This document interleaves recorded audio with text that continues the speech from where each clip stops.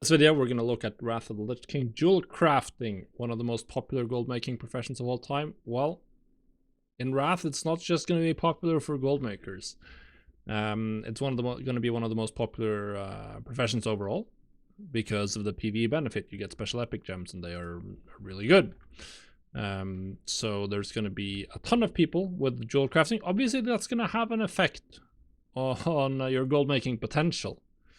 More competition. Definitely more competition, but there are other things that means that you're probably going to make gold as well. And let's face it, the majority of the player base don't really care about making gold with their professions. Most players don't. And if slightly more people who will post gems like once every month have jewel crafting, it's not going to meaningfully matter.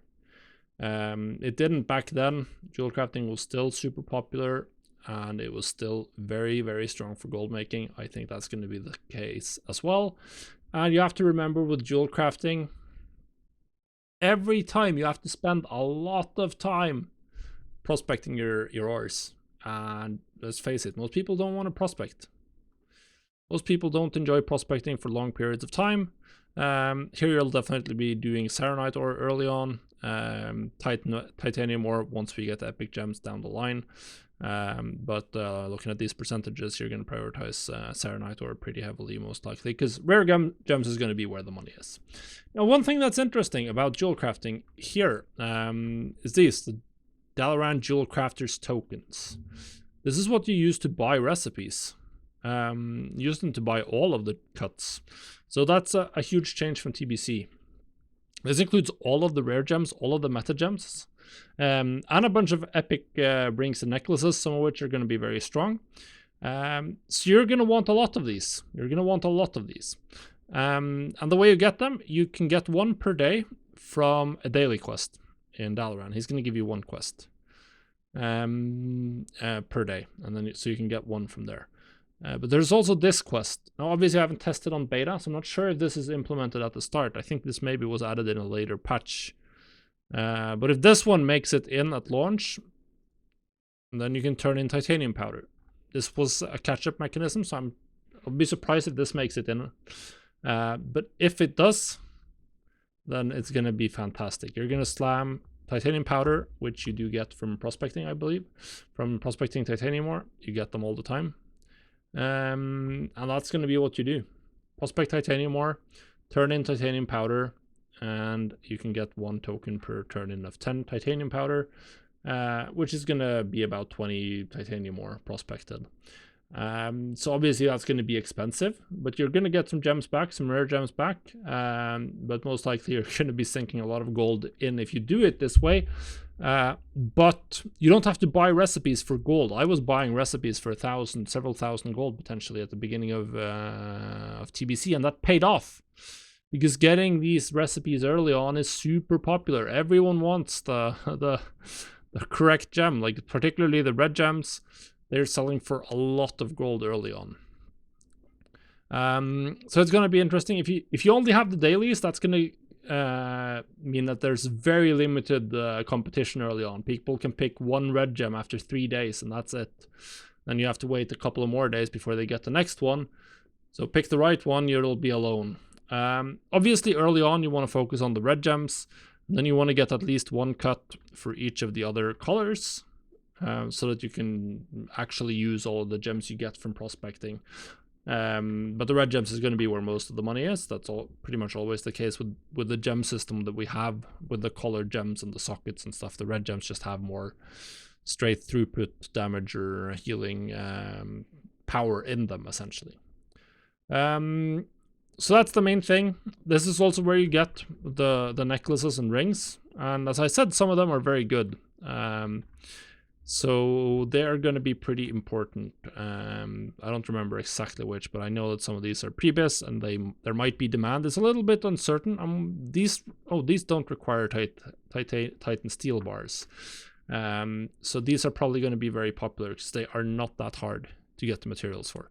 Obviously, we don't care about the frost resistance ring, but the titanium impact band, titanium spell shock ring, impact choker, and spell shock necklace, these are Right, so you might notice I'm wearing something different in this shot. I forgot about a couple of important recipe sources, actually. So we'll have to add those in as well. There are a couple of world drop recipes. These are BOE.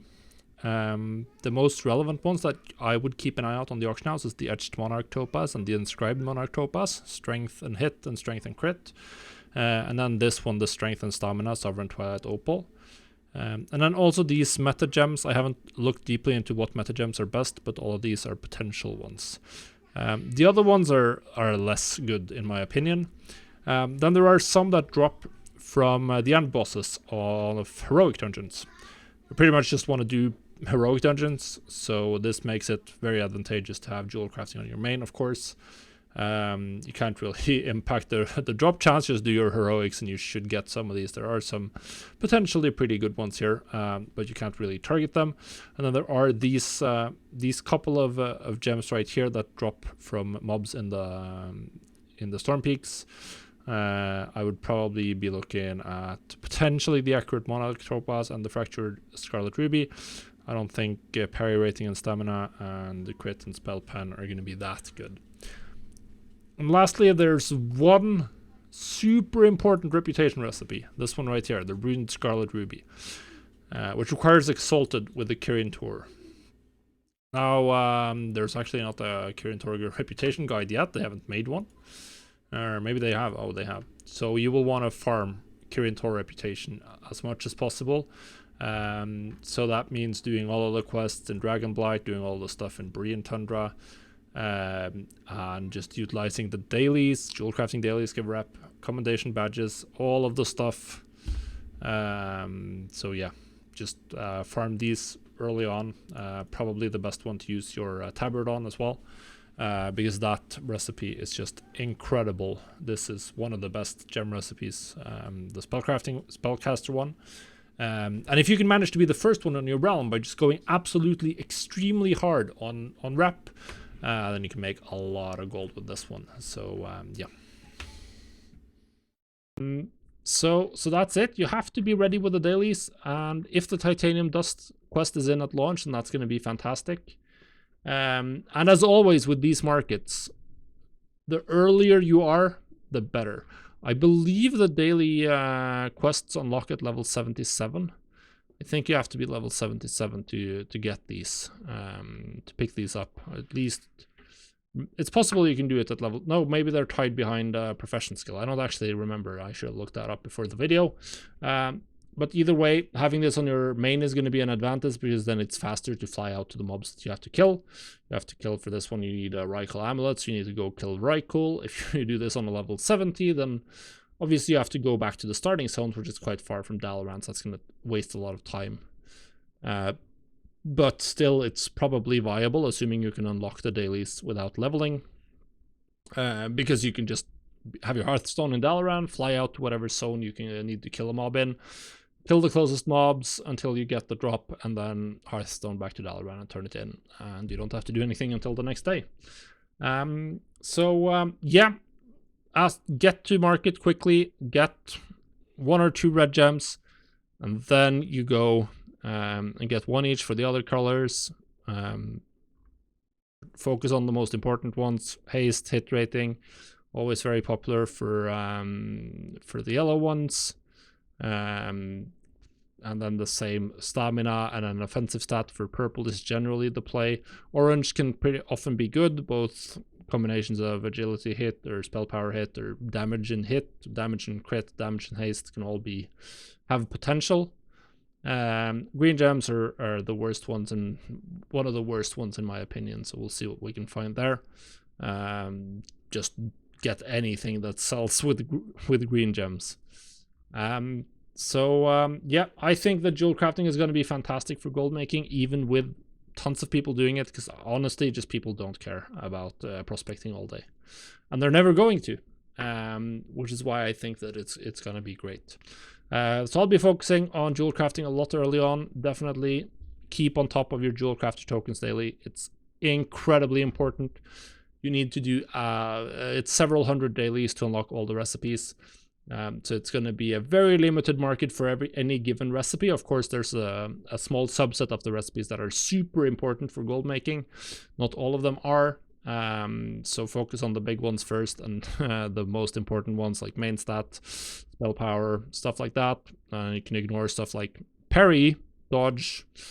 Tank stats are generally pretty bad, outside of stamina gems, which might be used by others. Pure damage gems, that's where the money is, so go for those. And